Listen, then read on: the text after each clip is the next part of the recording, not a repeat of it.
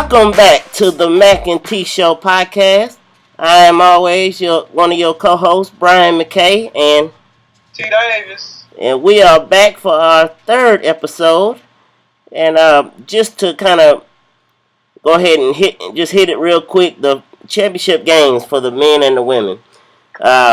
Old Kentucky got sent home by Wisconsin. No pun intended. Well, yeah, actually every pun intended. Oh my. So that put Duke and Wisconsin in the men's championship game. And Duke wound up taking that one. What'd you think about the game? Have you seen any of the highlights? And well, yeah, I already told you I had that one loss hanging out there, so I wasn't surprised. I thought they would at least make it to the championship game, but I thought Duke might win it, and they did. So go Dukies. Yes. And on the women's side, Gino Auriemma ties John Wooden with his 10th national championship, and also passes the great Pat Summitt in the process. I know there's a lot of talk of, Gino has the 5 best players every year, and that's why it's so much easier for him to win in the women's game than it would be on the men's side. But that could be, cases could be made for that. But I will say this: parity is coming. It might not be next year, it might not be the year after that, but parity is coming in the women's game. Well, I don't know about no parity coming, but I'll tell you what, if we about to have a discussion about who's the greatest, and no matter how many championships he wins, Pat Summitt gonna still be the Summitt. I agree. And moving right along, as you alluded to, why don't you go ahead and explain our next segment? So, my friend Larry Montgomery, shout out. Shout out to Larry. He had this debate. It really ain't a debate, but he had this situation come up where by last year, him, his wife, and then some other person, they was having a conversation about who the best North Carolina player ever. Now, he is not even a North Carolina fan, but he a basketball fan. He know basketball. And they tried to say Tyler Hansborough was the best player like North Carolina ever. And it was like, when he called me and told me that, I was like, what? Like, didn't Michael Jordan go to North Carolina? Yeah, when you called and told me about this the other day, your exact question to me was, if you were to ask me who the best men's basketball player to come out the program there at North Carolina, and before you even got the question out, I said Michael Jordan, because that's always going to be the first name that comes to mind. I asked some other people that, in my family and some people around here that I know sports, a good bit. I mean, my dad looked at me like I was crazy for even asking the question. There you go. And there you go. There you have it. Because, I don't care how many accolades this dude got. He is not the best player ever. Like, nobody, you can walk down the street right now and ask some 18-year-old, and they're going to know that Michael Jordan went to North Carolina, and they're going to say Michael Jordan. They probably be like, who is Tyler Hansborough? So, then even if you want to take Michael Jordan out of the equation because it's kind of unfair, we're going to take him out. He might be an outlier in research terms. He'll be an outlier. We're going to kick him over. You still got James Worthy, Sam Perkins, Kenny Smith. Like, dude, he ain't even top 10. You could keep on going. Bob McAdoo, Rasheed Wallace, Jerry Stackhouse, Antoine Jameson, Vince Carter, Harrison Barnes, Marvin Williams, and like I called you the other day and said, Joseph Forte, who is a very underrated player to come. And who is the one person that I told you about, and I said that I've heard that people around here told me later on after they thought about it. Eric Montross, yes. Big Eric Montross. Who, stat-wise, you can look at Montross' stats. He averaged probably 13, 15 points a game. But if he'd have played Duke every game, because somehow Christian Laettner brought out the best in that man. If he'd have played Duke every game, he'd have averaged 20 and 15. every all year long. I mean, but then you know you forget people like J.R. Reed. Like I had to go look it up because I was like, these people tripping. Like, George Lynch. George Lynch was a great player. Insanity. I mean, come on. I mean, I was like, come on, man. I don't even know what's wrong with y'all people. You can't just go on stats alone. We talked about, like, if Michael Jordan had stayed in school, he would have had all kinds of records.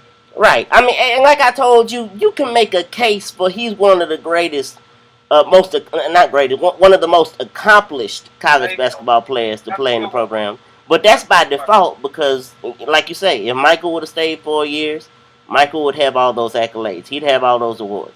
You know, the players leaving early, you know, kind of hampers that debate. But, I mean, so he kind of wins that one by default. But as far as the greatest player ever, I don't know what fool Larry was talking to, but I'm going to say it on record and on this podcast as a fool. Foolishness. Just the foolishness. You know, that's my word. That's all it is foolishness. I mean, he won one championship. Yes. And we ain't talking about, like, if he won 4, we might say, okay, well, whatever. I can see why you saying that. He won 1. Okay, right. He won Player of the Year. Michael Jordan won Player of the Year. Like, James Worthington, like, come on, man. I ain't got time for the I don't have time for it. But, yeah, that was so now, when people have these foolish debates, I just be like, that's the Tyler Hansborough argument. I don't have time for it. Let's move on. That's a shame that he has become the name of a debate. Yeah, see, that's the Tyler Hansborough argument. We not going to just keep going back and forth about the coach. Well, this seems like a good time to take our first break. Y'all stay tuned. We're going to jump into the NBA and got a few things to talk about there. The playoff push, the late night shenanigans in New York City. And also, later on down the line, we'll talk about the lip sync battle on Spike TV and give our review on that. So stay with us, and as always, thank you for listening to the Mac and T Show.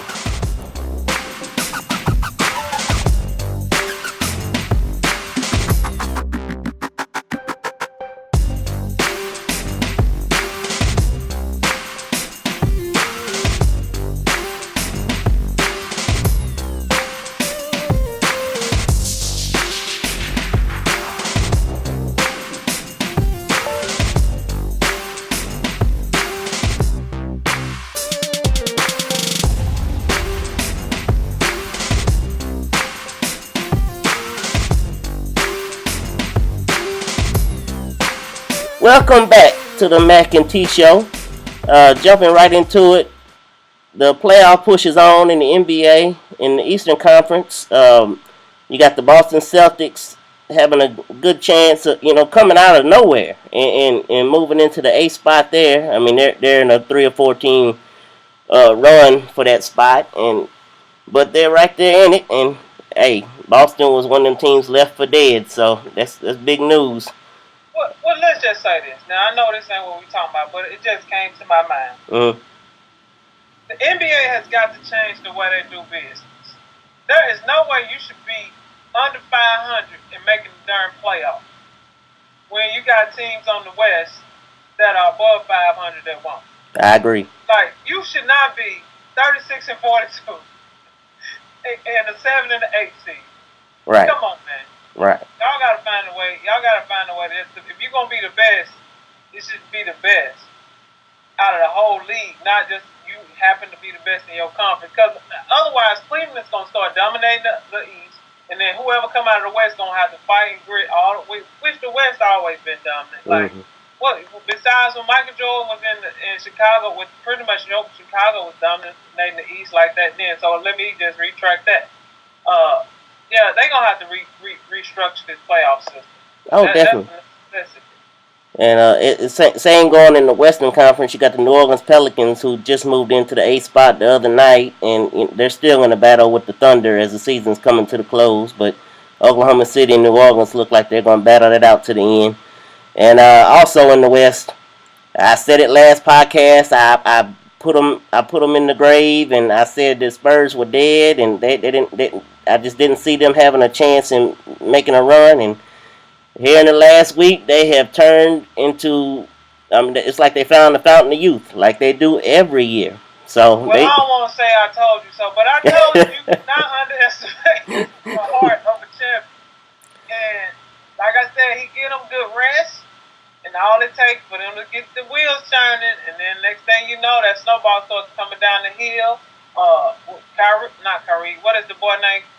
With the big hands, the guy that guarded. Kawhi Leonard. Kawhi, he coming on. Hey, I'm telling you, Houston don't want that. No, they do not. They don't want that. They don't. But they probably thinking they can beat them, but they don't want it. That being said, do you still see the Warriors as the team to beat in the West? Well, the Warriors falling off too, and but the thing is, they got a favorable because they got the 1 seed. You know. Right. That's home court. They are good at home, and that's what could help push them up to the championship. But and after the way San Antonio made them look ordinary, I still think San Antonio might come out with. Yeah, it's looking that way again. Once again, as you always say, once again. Yeah, because Memphis, they don't have that. They kind of like Atlanta. They got a lot of average stars, basically. Right, and then when your best player is a center who he really can only dominate as much as he can rebound and defend because he can't get the ball and bring it up and create like guards can. So that's a problem for them because their guards are average pretty much, and so they don't have that they get me some points kind of guy. But they defensively, like defensive rebounds, always travels. They'll be a tough out. Oh, definitely. Jumping back into the Eastern Conference talk, it's looking like all roads are, as much as that. I'm not a LeBron fan. I've been on record as saying such. But and I know there's a lot of LeBron haters out there where they fixing to be hating a lot because it looks like all roads are going through through Cleveland in the East. Miami, that's Miami North, and that's all it is. He got him a new Dwayne Wade and Kyrie, and so a younger, healthier Dwayne Wade. Like, yeah, and I think Irving's skill set a lot better than. That boy's in Miami. I can't wait. Dwayne Wade, yes. They gonna run it like they gonna run through this thing. Like, this ain't even no competition. I don't know what, and I love my Gator Noah, Joe Kim, but dude, y'all don't want to play Cleveland, and he need to just pull up the brakes.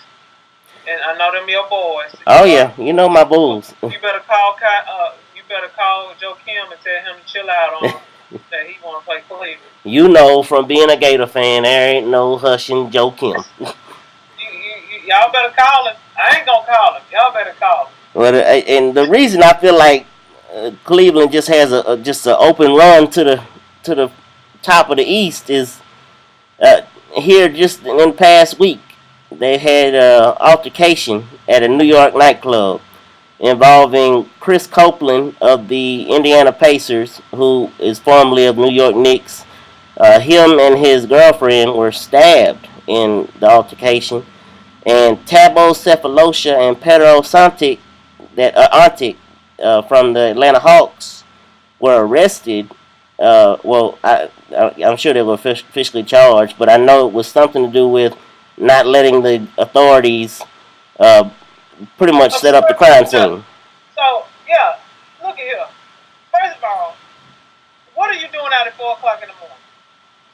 Which, I mean, I understand that a lot of people are asking that question. In the NBA world, you get in town. Both teams were in town to play the Knicks and the Nets. So they were in New York.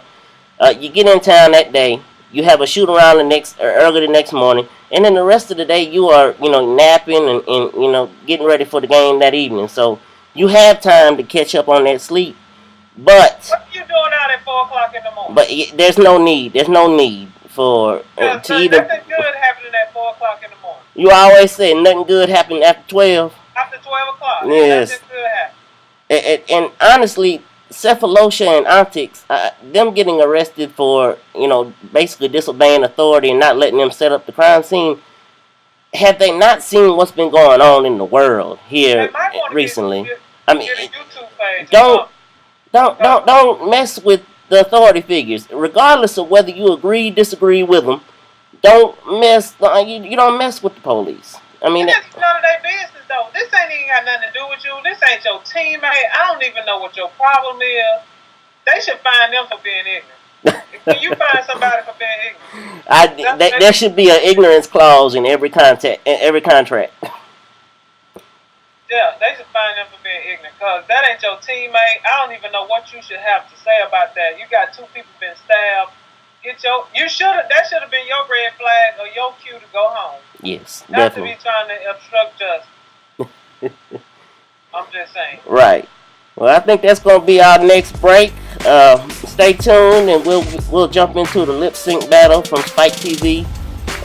We'll give our review on that, and we'll talk about a few other things as we move on. But thanks for watching the Mac and T Show. Thanks for listening to the Mac and T Show. Excuse me. And we'll be right back.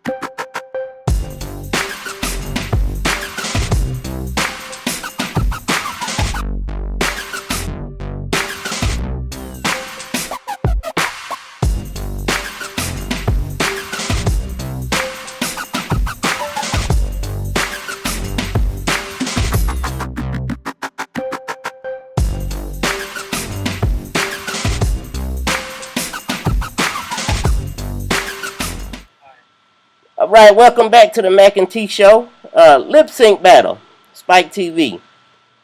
What are your thoughts on it? After last week was the premiere episodes. I heart lip sync battle. I want a T-shirt made and I heart Dwayne Johnson because when he did Tay Tay Shake It Off, oh my goodness, I was no more good. Now I was like, oh Lord, I cannot take this. Fallon is funny. Yes, Jimmy Fallon was funny. He can't touch The Rock and trying to do Staying Alive either. Because I was like, who had to make that white suit? Because that's a big man. Oh, in the first episode, you had Common versus John Legend. When Common did All Night Long by Lionel Richie, they could have just stopped the show. When he had that Jerry curl wig on. Yeah. And he going around the stage, and he was getting into it. And then he did I Want You Back by the Jackson 5 on his second battle, his second part of the battle, which I thought was really good. So is this like a tournament or something? Like, do you win like round, like if Dwayne won his round, does he go against whoever won another round? Nah, it's just a one episode of battle, and you walk away with the championship belt. Oh, so you get the belt. Right. Okay, because Dwayne won his, Common won his. Common won his. Look, let me tell you, look, son, you cannot do MC Hammer's Can't Touch This and not do the crazy legs. Like, you can't, like, don't do that song if you're not gonna try to. And he didn't even try to do the crazy legs. And I was like, yeah, you probably should have picked something. Jumping into that, let's stay with Common and John Legend for a second. John Legend, he did Slow Motion by Juvenile, and when he put that grill in his mouth, I didn't know what to think. I really didn't. I don't know. He still lost. Yeah. Yeah, he still lost, and I guess you just used to hearing him singing all them slow songs. Yeah, you used to having him sit behind a piano and on the dock of the bay watching the tide. He could have redeemed himself with the "You Can't Touch This" by MC Hammer, but when he got to the part where he's supposed to do the I don't know what you call it, the little hammer slide where he's going back, he didn't do it. And if he'd have done it, it cost him bad. It did. Hathaway and this other lady. Oh Lord, that was hilarious because I hadn't seen anything but Wrecking Ball. But do you know I was rolling? I had to go to one of my coworkers to like pull this up. Yeah, that was last night's episode. Anne Hathaway and Emily Blunt. Anne Hathaway, her two songs were Love by Mary J. Blige, which I thought she did a good job for what it was. That's not really a lip sync battle song, I don't believe. But she redeemed herself with Wrecking Ball by Miley Cyrus. She dressed the part. I mean, it was wonderful. When she jumped on that Wrecking Ball, it was done. I was done. And Emily Blunt did No Diggity by Blackstreet, which I thought she did very well. And Pieces of Me by Janis Joplin. And for any Janis Joplin fans out there, she was dressed in the fur coat, had the sunglasses on. She played it up. She played it up well. But I want to go back to last Thursday. The second episode of the premiere show was The Rock, Dwayne Johnson, against Jimmy Fallon. And like you said, his Shake It Off to start that was, it was the killer. Larry. And he did Staying Alive by the Bee Gees, and he had that white suit. I mean, he looked like he was back in the 70s. And all I was thinking was John Travolta. And I know he don't even sing or nothing. But that's all I was thinking. Lord have mercy. And Jimmy Fallon's two songs were Jump in the Line by Harry Belafonte, which I thought he did well for that, and Like a Prayer by Madonna. And when he started that song, I kept saying to myself, I hope he puts a choir robe on. I hope he does at some point puts a choir robe on. And he did. He didn't disappoint me. He got that robe on and that choir came out and sang with him. And I said, Jimmy Fallon, I love you. I love you. He still lost, but yeah. He still lost, but that there. I didn't like the first song. I was like, I'm gonna fast forward through this. Yeah, Jump in the Line. I mean, it was good. It's a good lip sync battle because you got a lot of movement in it. It's a good lip sync battle song, but it's just not a popular pick. I'm sure by many that's gonna watch this show. And I don't know. I hadn't seen the upcoming episode information yet, but I can't wait to see who's going to be on there next. I know Mike Tyson is coming, and I cannot wait to see Mike Tyson. Because when he did Push It in the preview, he was fighting the stage. I was like, what is going on? Right. Anywho. Oh my goodness. You got anything else you want to talk about? No, I'm good with that. They got the next season up, though. I'm going to watch it next time. Okay. All right. Well, I think that's going to be our show for today, ladies and gentlemen. As always, thank you for watching. And if you have any comments or any questions you talk about. Yeah, something you want to talk about. Yeah, something you want us to talk about. Hit us. Hit us at BMac Show@gmail.com. That's THEMAC, the letter N, TSHOW@gmail.com. That's pretty good spelling right there. I'm impressed by my quick spelling. And also on Twitter, you got the Mac, the letter N, T Show on Twitter. That's at THEMACNTSHOW on Twitter. And as always, thank you all for listening. Hope you continue to listen and hope you enjoying what we're doing. And hit us up. Let us know what you think. I mean, we're open to any suggestions. It's just two friends having a conversation. That's how we want to do this. That's how we roll, people. No, and please do not start any more Tiger Hansborough debates. I can't do it. Not this week. Maybe next week. Get into one, just walk away. Yes, please just walk away and just say, no, that's a Tiger Hansborough moment, and slap him and move on. Okay, don't slap him. Don't accost him. Don't accost him. Yeah, no, I don't need other people to do it, but yeah. All right, as always, I am Brian Mackay. T Davis. And this is the Mac and T Show.